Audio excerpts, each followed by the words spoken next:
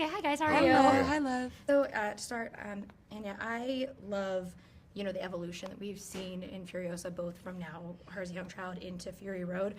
But there are specific points where she changes, and we get to see that. For you, were there any points in either Fury Road or the younger Furiosa story that you really wanted to look to make sure that they came across in your Furiosa? Oh my goodness. I think it was very helpful having a direction to go in and a point to hit. So it's not exactly at the very beginning of Fury Road, the end of our film, but it is the beginning of that era in this character's life. So I think having the costume be something that was more recognizable, having her settle in a bit more, yeah, made a lot of sense to me.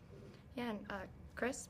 Boy, oh boy, do I love when you get to be a little weird villain. Because I loved Billy Lee in Bad Times at El Royale, and this had a lot of that kind of energy of where he's on his own journey and we just kind of have to be there with him.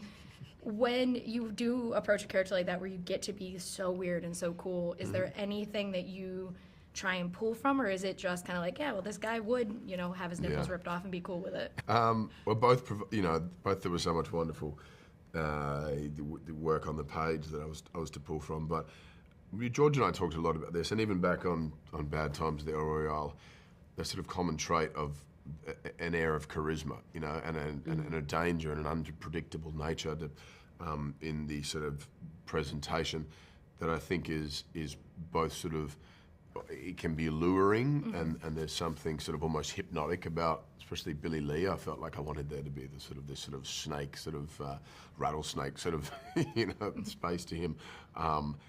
But, you think, what do these like evil characters do when they're not doing evil things? It must be fun to be around, right? Like, why they amass a following of people because they're offering something outside of the suffering, but also it's like they need to be appealing. And so that's where the charisma lies, but I also think the charisma lulls you into a false sense of security, and then if there is something violent that comes after it, it's more unexpected. Yeah. And for my last question I do have to ask, I consider this a Scorpio movie because she was just seeking her revenge. I was like, it's me, I love it. When you guys are in these like revenge movies, what is the fun of, telling a revenge story but from a different lens and bringing new life to that genre of film? Ooh. I think what I really love about Furiosa's revenge is that it does not run hot. It runs cold for a really long time and almost like subterranean, icy cold, which I agree is big Scorpio energy. But yeah, it's really fun to have something that just grows and grows and grows, and then you get a moment where you really get to kind of let rip. I think for both of us, our confrontation at the end felt exhausting, but great. Like at the end of 3 days, we were both just like, ah. Well, they're both derailing each other's mission. They both keep kind of screwing up the plot. They both sort of have plans.